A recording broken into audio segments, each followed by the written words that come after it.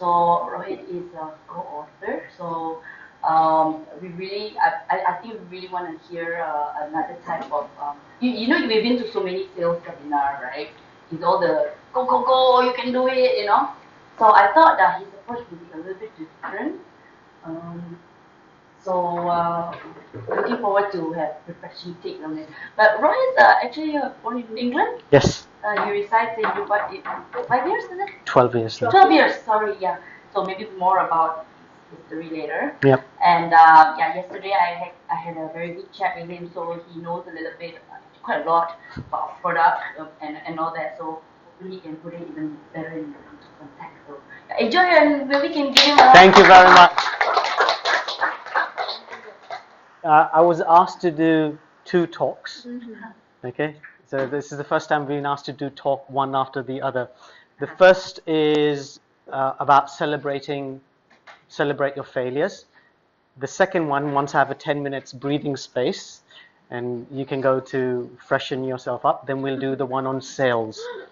Okay, so we'll start with celebrating your failures, and then we will go to the second talk, which is called Soul of Sales. So both would be an interest to you. That's what we're going to do today. Firstly, I just want to thank everyone for being here. Really appreciate it. So you can give yourself an applause, pat yourself on the back, saying well done for being here after having a heavy lunch probably, and you can slap each other as well to wake each other up. Now I'll start with the first. We'll do the first talk. Everyone's ready? Yeah? Yes. Okay, great. Trust, resolve, and intimacy are something which most of us are looking for in our lives. We base our relationships, our work, our businesses on these particular things. And when we're hit by failure, we start to reduce or get rid of the trust, the resolve, and the intimacy which we have with the people who are around us, with our relationships, with our work. So this distance comes from this, and we wonder, why do we keep on failing again, and again? We might get a bit of success here and there, but we tend to get failures happening. And this is where I met a person in 2004, where he actually destroyed the most precious relationship to him because there was no trust, no resolve, and no intimacy over there. Completely destroyed it because of his self-sabotaging thoughts, his feelings, and his actions. And at that time when this happened, he came across a book called The Art of Happiness. Please come in. He came across a book called The Art of Happiness.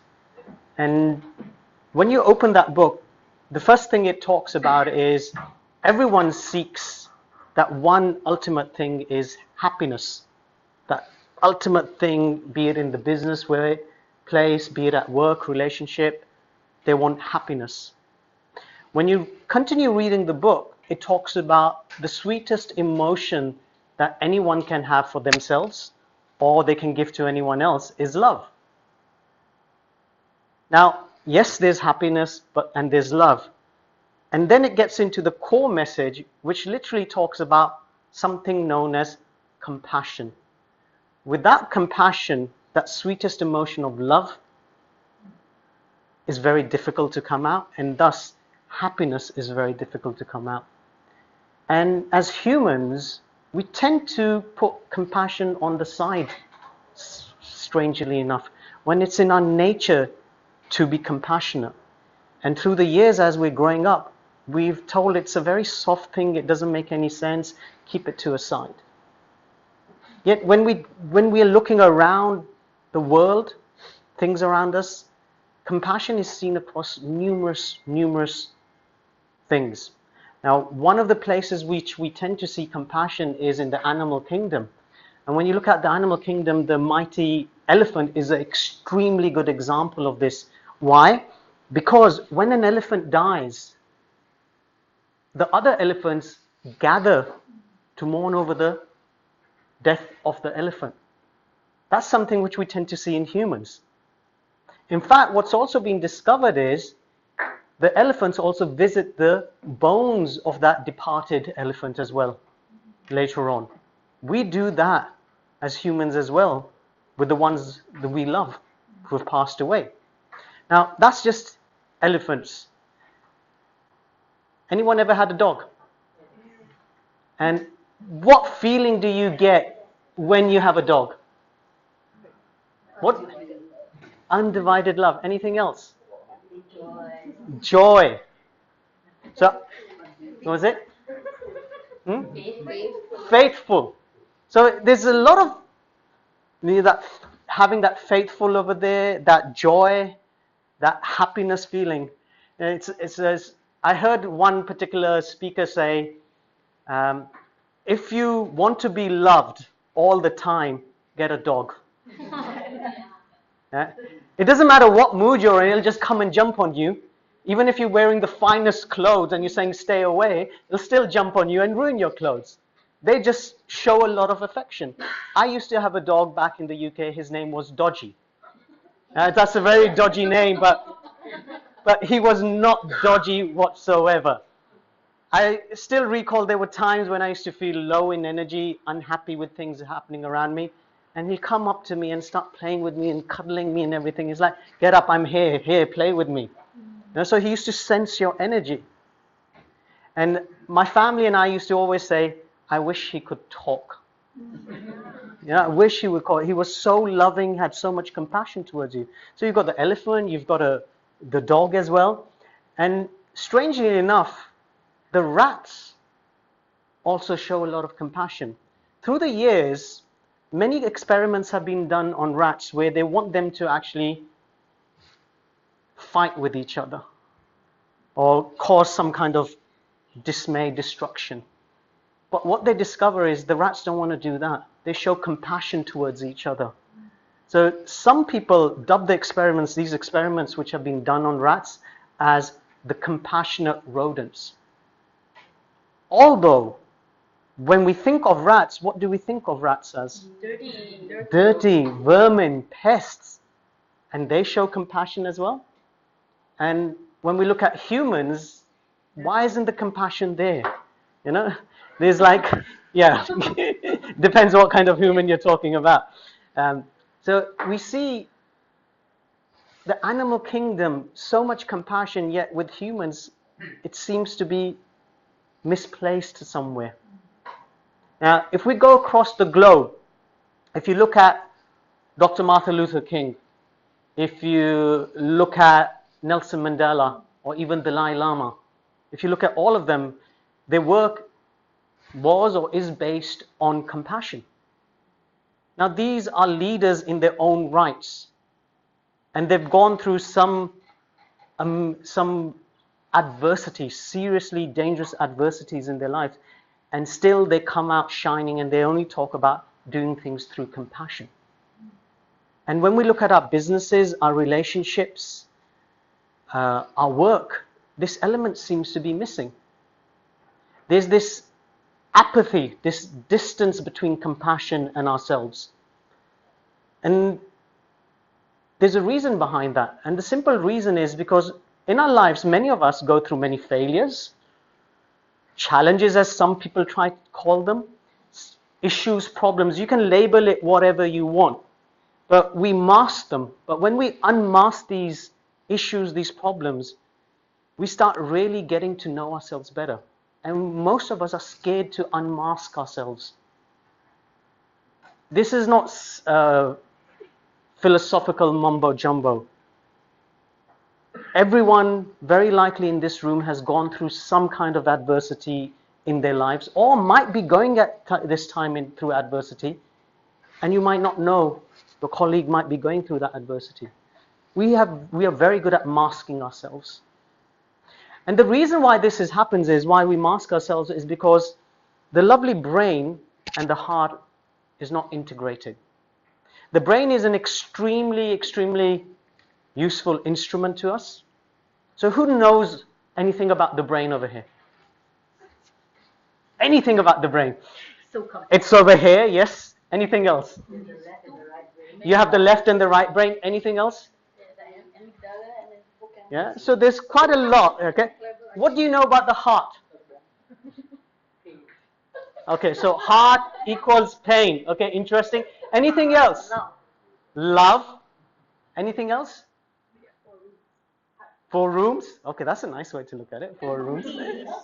Peace. So we've got pain, 4 rooms, love. So different, but we know the brain so well. We've got we've got these many parts to it, the back, the front. This is quite a lot. Now, these two need to be integrated to understand what's happening with ourselves. And this is something which I learned from one of my teachers. He's a doctor, and he's a retired doctor now, and he's the one who actually, what I call compassion, he calls it the unknown anatomy of the heart. That's what he calls it. And this is the individual. He talks about something called ACE. And if you were to ever read my articles, I tend to quote this ACE: awareness, consciousness, energy. In anything which we do, the awareness needs to be amplified. Once you amplify your awareness, the consciousness rises, and then that energy which we have, we start using it in a more productive manner. But it all starts with awareness. So if we have the ability to create something, we have the ability to decreate it as well. So this is what I've learned from him. This is his saying. Okay, if we have lost our way, we have the ability to find the way. Yeah? And if we have failed, or if we're failing, we have the ability to succeed as well. We live in a duality world. It's dual. Happiness, sad, good and bad. That's how people tend to see things. That's how we've been brought up. So I'm going to request you to do a very small exercise with me, where we're going to move into this unknown anatomy of the heart, or what I call compassion. And just to show you what happens with you, I need one volunteer. Is anyone willing to be a volunteer for me? His kick hitting the, you be the volunteer. I saw that. Who wants to be a volunteer? Yeah, hit who? Who? Anyone? I need a volunteer to do this. She's pretending to write. Come on. Anyone? No one? Ah, thank you. Oh, come on. Okay. So I need your permission. I will be touching the palm of your hands. Only the palm, that's fine. Yeah. Oh, only palms. Promise. Gentlemen promise, only the palm. Yeah. Okay. So we're going to do a very small test over here. Okay. Now what I want you to do is just stand over there, feet together, hands like this. Yeah. So what I'm going to do is I'm going to push her hand, and you have to resist it. So you have to see how quickly she goes off balance. Okay. So you're closer over here and you're closer over here. See her feet if they get lifted up as well. So as soon as they get lift up, just let me know. I'll also be doing it. So I'll be pushing it up, and let's see how quickly she goes off balance. Yeah? Ready? I won't fall, right? No one's ever fallen. I can't give you the guarantee, but no one's senior citizen. Senior citizen, are you sure? Yeah. Yeah? Very senior. You're lying. I thought you were 30 years old. Okay, I'm stronger now. Okay. Are we ready? Yeah. What happened? Give you another chance. Okay. So feet together. Yeah. So just straight. Yeah. Just level over here and resist again. Yeah. She's off again. Okay, so if you just sit down, and I'm going to ask you to come again back over here. So this is what we're going to do now. Are we ready? Are we all ready? Your feet, if you could put them flat on the ground, not cross legs, just flat on the ground. If you could do that. Yeah. Take your hands, and if you could put them like this. Yeah, just your hands, and you can rest them on your thighs. I don't want you to be hurting your arms, so you can just rest and just make sure they're like this. Yeah. They can be together, they can be apart, as long as they're flat on the ground. Yeah. So you're comfortably sitting down, feet on the ground, hands like this. You can rest them on the palm or on the table as well. If you're sitting, you can sit like that as well, whatever way you want it. So like this. Are we ready? So I'm going to request you to do something, and that involves a couple of things for yourself. What that means is I'm going to ask you to close your eyes in a while. Once you've closed your eyes, I want you to just instruct yourself. When I say go to the center of your forehead, just instruct yourself in your mind that you're going to the center of your forehead. Please, please, please, no going like this.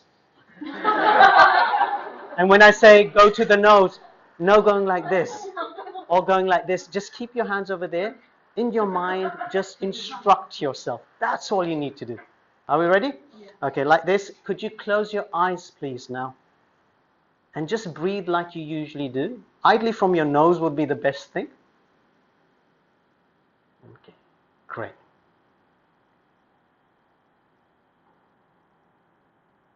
May I request you to go to the center of your forehead, please?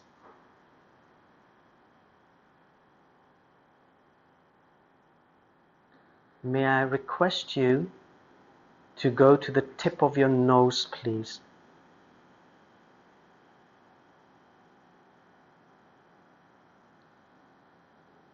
And now, if you could go to the center of your throat, please. Just breathe.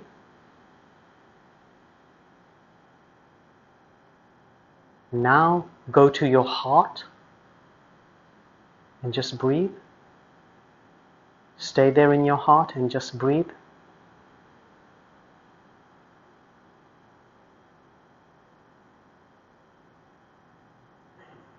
Now, with your eyes closed, just wiggle your toes. You can apart your hands. You can move your fingers. Okay? With your eyes closed, take your palms and put them on your eyes, please. And then just blink a couple of times. Open your eyes and remove your hands. Okay. How are you feeling? Awake. Awake. Anything else? Refresh. Peaceful? Relaxed? Okay. If you could please come up here. Okay, so we're going to do the same thing. Again, feet, hands like that. Okay. Are we ready? Resist. Ready? Let's go. Oh, cool.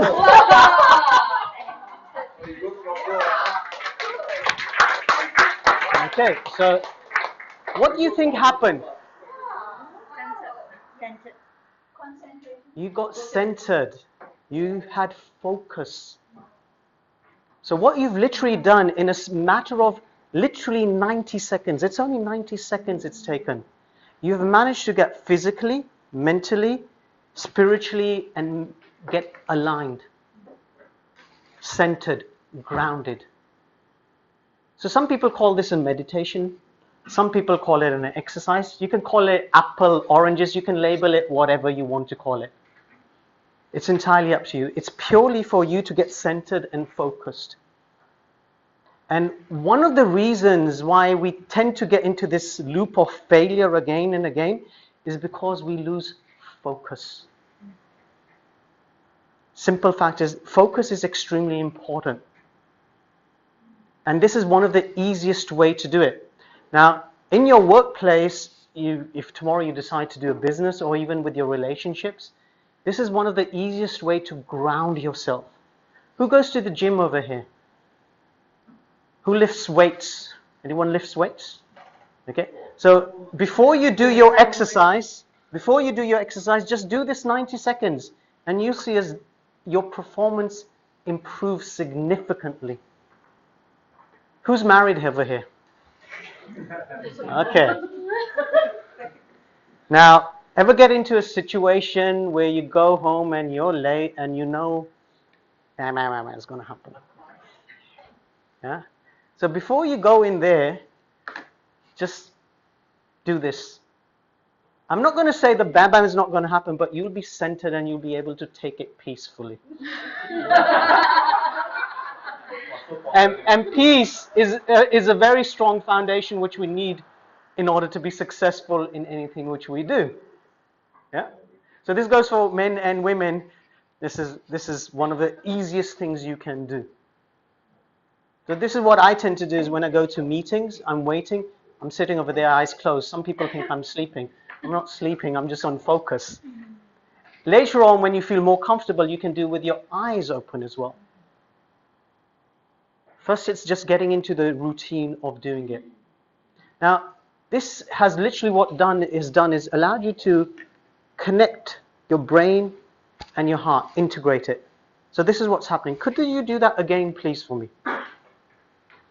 Now, this is what's happening. Women usually pick this up much quicker. Unfortunately, us men can be extremely useless when it comes to certain emotions. Men do pick it up. I'm not saying they don't. Some men pick it up much quicker because they're in tune with the emotions quite a lot.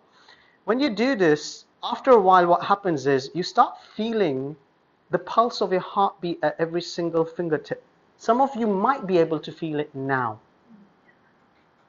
For some of you, it might take a bit of time, but you will start feeling that. What literally is happening is when you do this connection together, the first and most important thing is the left and the right brain are talking to each other. The logic and the creativity are now one. So let's take examples. Our lovely iPhones, our lovely iPads, okay? Yes, you need the creativity and innovation, but that creativity and innovation is not going to work if you're not going to apply the logic and specifics. Otherwise, these things will not even be released because you'll be still in that creativity and innovation mode. So you need that logic and those specific things. Now, when you do it further, what happens is because you can feel the pulse of the heartbeat, the brain and the heart are talking to each other now.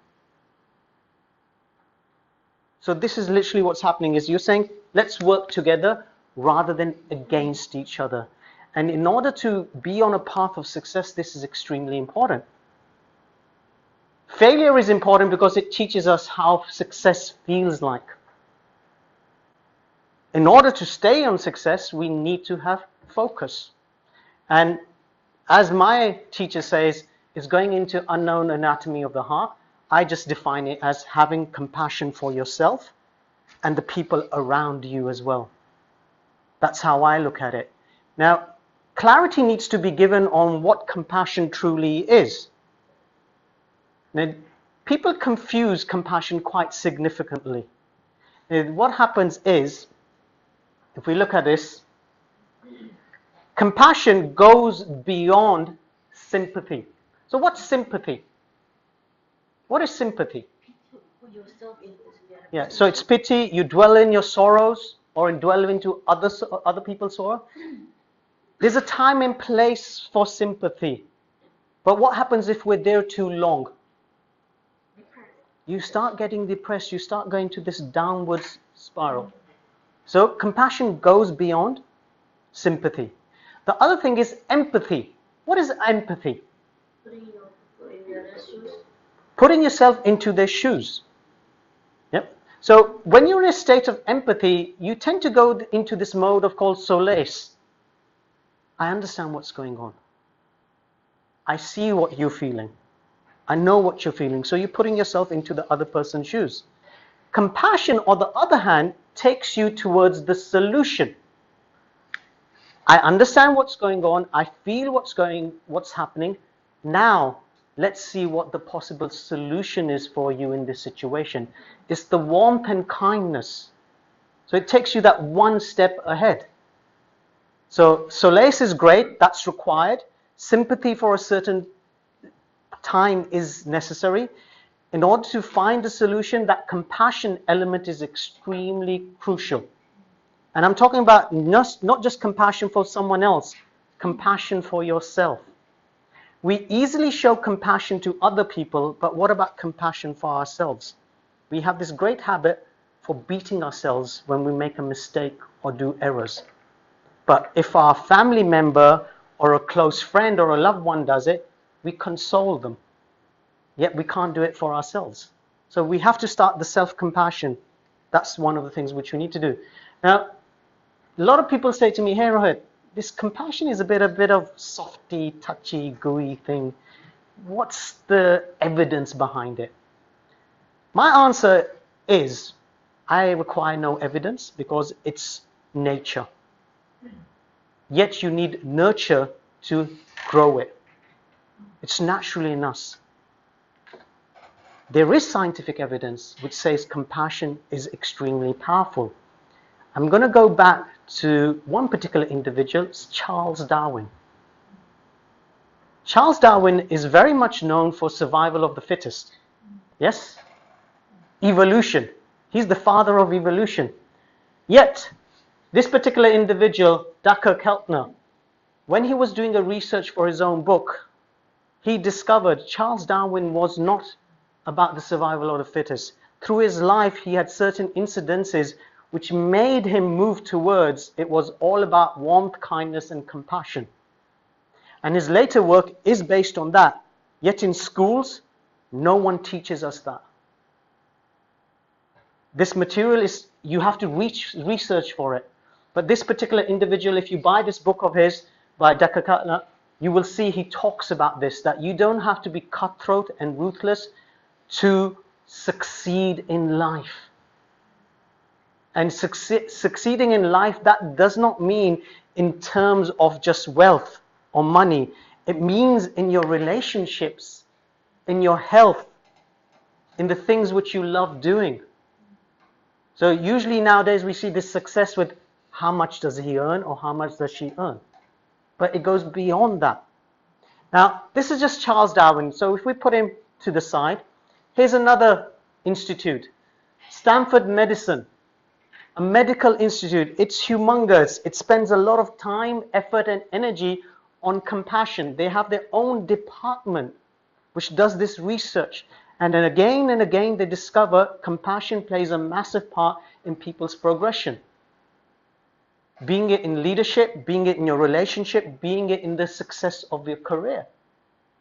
This plays a massive part. Yet we see so many people who move away from this, and it's all about aggression.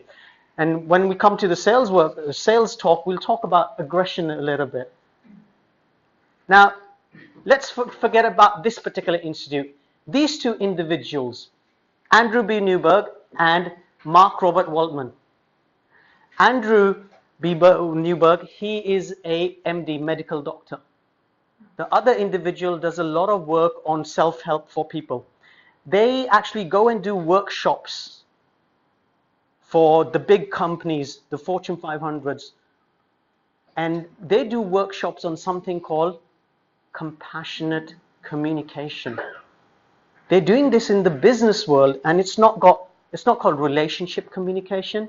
It's not called effective business communication. It's not called business communication. It's called compassionate communication. This is the synopsis of this book. It starts off by saying compassionate communication. And still, it's being ignored quite significantly in many people's life. Because this is where, when you get this element of having that self-compassion for yourself and the others, this is where you see that shift of understanding the failure and learning from that failure, and you start moving more towards the success. So as I've experienced through other people, my own experiences, and this particular individual I spoke about, who I met in 2004, there's 6 things which I came across which are very important to be aware of. these 6 acts which can assist people in moving towards success. And the first one is know your BS. Okay, so what is BS? Okay, that I would say is correct, but this means belief system. What is your belief system? In this room, everyone has their own unique belief system. I have been working in a region called Middle East. And when I first went to the Middle East just for a visit, I was very hesitant because the media had showed me something about the Middle East which was very untrue until I visited the place. I specifically work in Dubai. And I was surprised how the media was giving false information. So I created a certain belief system towards the region. Only when I entered into that place, I realized, whoa, this is completely different to what they show in the media. And there are many incidences you will see is the case this happens. A lot of times when we are in pain, it's because of belief system has been shaken. It's not going with your belief system. So you need to be aware of what your belief system is. And this is an ongoing process. Once you're aware of your belief systems, you're able to work out what works for you and what doesn't work for you. We can delve into it deeper. Time is not there to dwell into it deeper. Now, once you're aware of what your belief system is, here's the next thing. You enter a state which Japanese call Soshin. Soshin means looking at everything from a beginner's mind. You might have all the experience in the world, you might be an expert in what you're doing, or you've gone through many different challenges or adversities, problem issues, whatever you want to call them. Still, get into that point of looking at things from a beginner's mind. In simple words, even a fool can teach you something. Even someone who's foolish, their story can teach you something in your life as well. Here, that's 2 things over here. Let's look at the third thing. Now, the third thing is knowing your 2 wolves. Now, what does that mean? There's an old Native American story. So this is Native Indians in America. There's an old story where a grandson goes up to his grandfather and says, "Granddad, could you tell me a story?"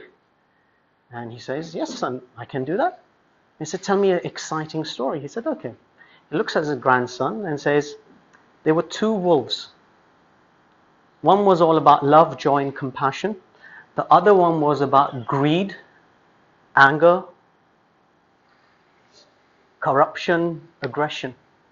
And they were always having a fight, trying to win over each other. Who's going to be the winner?" The grandson looks at the grandfather and says, "Granddad, who wins?" And he says to the grandson, "It all depends on which wolf you want to feed. You need to decide what feelings are you going to focus on." We spoke about focus. So which are the feelings you're going to focus on? We live in a world, or we live with emotions of both worlds. Now, you have to learn to accept your dark side. We all have certain, as they're labeled, negative things about ourselves. And that's why we need to know our belief systems to understand what are those negative things which actually trigger us into doing what is not successful for us. So you need to be more aware of what's happening in yourself. Now, when you're aware of this, when this happens more and more, the awareness amplifies. The next thing which happens is what the Japanese call is ikigai. Has anyone heard of ikigai? No one? Okay. So let's do a very, very, very simple exercise now. Have you ever been asked the question, and I will be certain because you've been to enough workshops and the who, ha, ha, ha kind of stuff. What do you want? You know, there's this question people ask is, what do you want in your life? Yeah? You ask that question, they ask, what do you want in life? I'm not going to ask you that. I'm going to ask you the question, what is important to you in your life? Could you write that down? What is important to you in your life?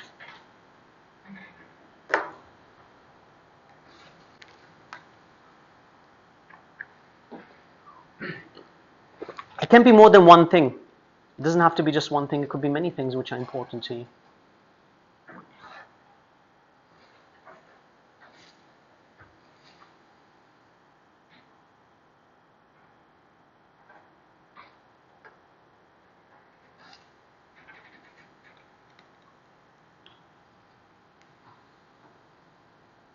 Would anyone like to share what's important to you in your life?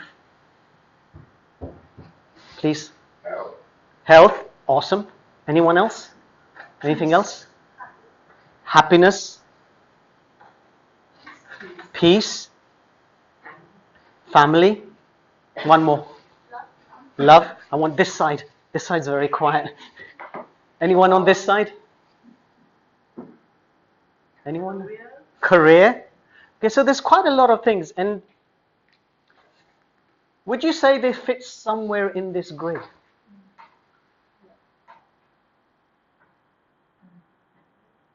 We seem to be all seeking for similar things. So what is ikigai? Ikigai, in loosely translated, means having a purpose for yourself. It's not about what you want, because wants are never ending. They're never ending. We all know it. Wants can turn into these desires which can actually be detrimental to you. There's nothing wrong with wants, but when you shift to that, what is important, you see things in a very different perspective. You start seeing, whoa, my family is important, and I'm working 24/7 and I don't even see my wife or my kids. I had one particular individual I used to work with. He used to drive 100 kilometers into work. And severe traffic. It used to take him up to 4 hours to get into work. So in order to avoid that, he used to leave early in the morning, which would reduce his timing by 2 hours.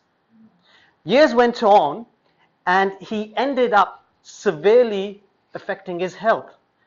That was one thing. The other thing which started to play with his mind was he had a baby child. And the baby did not even recognize who this person was. Every time he would go to the baby, his own baby, he would start crying and screaming, stay away. I felt very insecure. That had an amazing impact on him, where he shifted his residence only 5 minutes walk from his house, so from his workplace. That's what he did, because he realized what was important to him. So ikigai, people usually talk is, what is your purpose in life, in terms of what would you like to do in life. It goes beyond that. It goes to the fact is, how do you want your life to be like? What is that important thing? And rather than looking at what do you want, start looking at what is important and structure your life in such a way that you attain those things. And wouldn't that be a success in life then? So that's where you start moving. Now, when you start getting into this mode, another thing happens is, which is the fifth thing, which is called row your boat.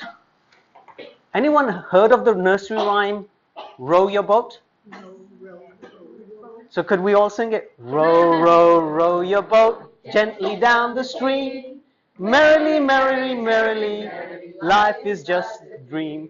Think about it. It's talking about your boat, not her boat. It's very profound, because it's talking about, it's your life. Focus on your life and row it. People will come, people will go, but you still have your boat, and just flow with it. take your boat, instead of jumping from one boat to another boat, you've got to take care of your own boat over here. If you've ever heard of Dr. Wayne Dyer, he's the one who actually, I heard this example from him. Dr. Wayne Dyer. If you do a research on him, he has a lot of good things around this. It talks a lot about this. You go with the flow. Be in a state of being rather than in doing. Because when you become into a state of being, you automatically start doing the necessary things which are important to you in your life. And that's when you start achieving the success which you dream of or would like to have. Yeah? Final thing. What do you see? Gold, treasure. Okay, anything else? Cracks. Does this look beautiful? Ugly? Nice? Why does it look nice? But it's cracked. But it's got gold in it. It's got character in it. So here's a question. How many of you in your life, how many times have you broken up? How many times have you cracked up? Plenty of times. And how many times do you fill yourself up with that compassion, which is that gold and silver, or rather with all the beating up, I'm useless, I'm no good? Thing is, when you start filling yourself up with compassion, you start becoming stronger, beautiful, and much, much bolder.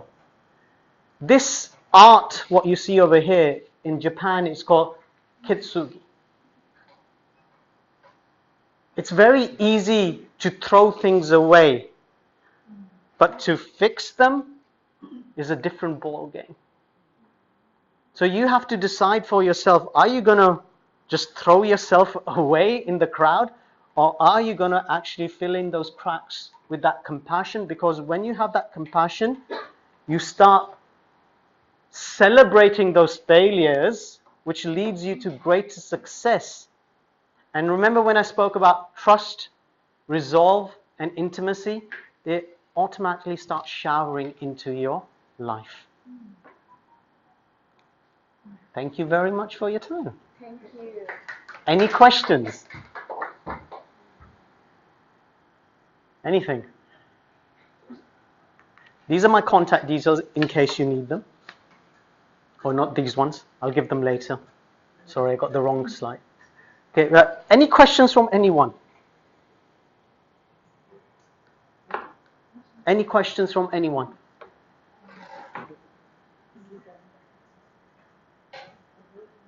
Anything? Happy? Sure? Sure. Yeah? Okay.